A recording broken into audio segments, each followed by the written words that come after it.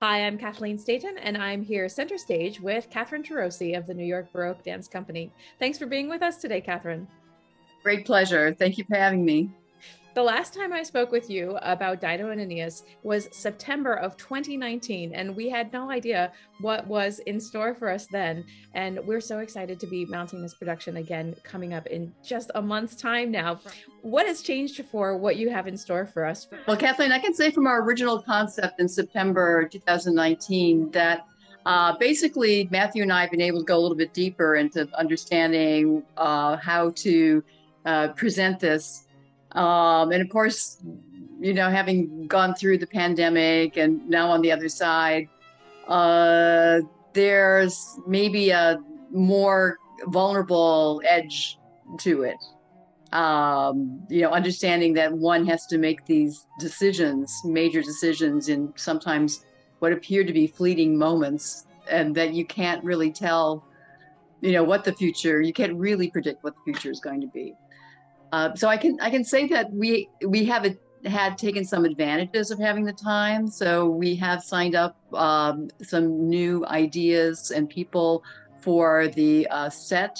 So we're going to be using more projections. And I'm sorry that we're not having this conversation like next week because I would have more to tell you. But I can say that we're looking at paintings and images from the time of Pompeii. So Ah, when you think about, the earthquake, the volcano eruption, everything coming down from Vesuvius, and it was really people were caught in just positions of fleeing at that moment. And there were also like incredible rooms that were uncovered and art that was uncovered from that time.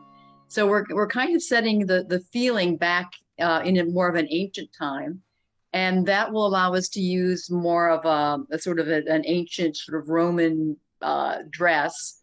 So we're not going to be in panniers and corsets, but it's going to have like a slimmer profile.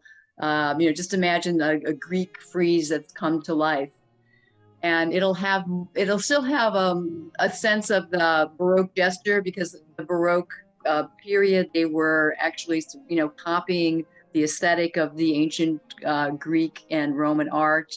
So you still have that same classical positioning and sense of opposition, the same tilt of the head, and just the way that the figures are, kind of connected to each other in a frieze. We're going to see some more of that kind of a thing. So it'll have perhaps a more ancient context than the 17th century or the 21st century.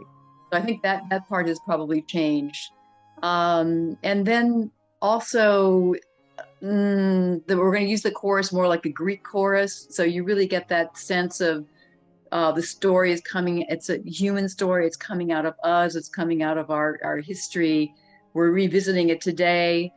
There are questions you can ask about conflict between duty and love, and then also a personal response to mistakes. I think we talked a little bit in September 2019 about, did Dido, did she commit suicide, or did she die of a broken heart, or what was that?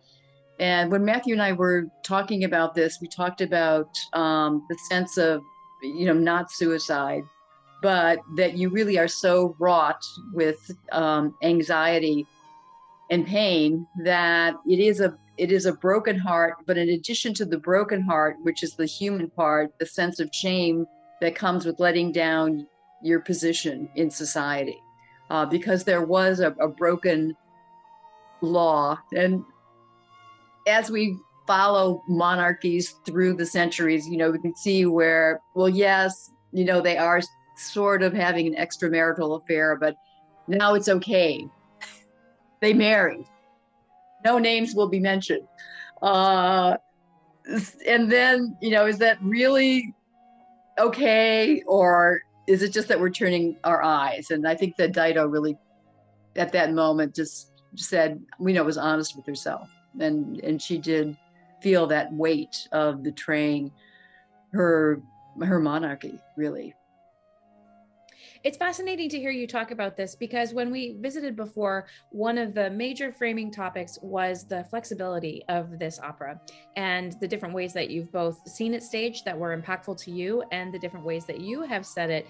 And I just hear all of these different themes resonating with how you're producing it and what you're trying to get out of it for our audiences this time that aren't the same things that we had discussed before. Last time it was about sort of the role of the powerful woman and what she was able to do, and this theme of love and loss and duty and honor. But now the sacrifice theme and the choice between these things is, I think, even more prescient for our audiences today, having been through what we've all been through these last 2 years. I agree. And, any interpretation of any work is colored by, what's happening right now. Sure, but it makes it even more relevant for the opera goers to be able to hear what that is that you are envisioning and how you're putting on this experience that we've all been through. It's one thing to talk about the theme of love we've all loved, and that shows up in opera, right? But or in movies or anything like that. But this in particular, and how that will be drawn out. I love the idea of framing it against another big world event of Vesuvius, that we can all relate to what that meant and what that looked and felt like probably for those people. Well, one thing about these operas is that they all happen within a day's time. They all happen within a 24-hour period. And certainly if you take the, dying from the volcano, and yes, that happens in a 24-hour period and everything is heightened. So, and, sometimes even with getting COVID or not getting COVID, suddenly somebody has it and suddenly, there's a loss of, of physical like hearing or the way your brain is working in addition to having problems with lungs. And it's something that you've never had to dealt with before. And then the sort of like building back from that, or unfortunately not having the opportunity to build back from that.